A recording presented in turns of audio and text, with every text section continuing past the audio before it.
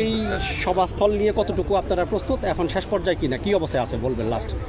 ইতিমধ্যে আপনিও দেখছেন, আমরাও দেখছি, এইখানে জেলা বিএনপির সভাপতি শাহিন ভাই রয়েছে, আমরা সিনিয়র নেতৃবৃন্দ আছে, আমরা সর্বশেষ প্রস্তুতি হিসাবে দেখছি কোনো জায়গায় কোনো লিকেজ আছে কিনা। আল্লাহর রহমতে সমস্ত প্রস্তুতি ইতিমধ্যেই সম্পূর্ণ হয়েছে।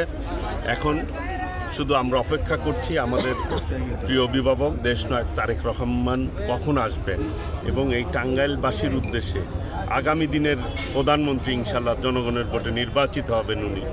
আগামী 12ই ফেব্রুয়ারির নির্বাচনের মধ্য দিয়ে ইনশাল্লাহ টাঙ্গাইল শহরে বর্তমানে ধানের শীষের জোয়ার বইছে, আগামীর বিজয় ধানের শীষই হবে ইনশাল্লাহ বলে আমরা উন্মুখ হয়ে অপেক্ষা করছি।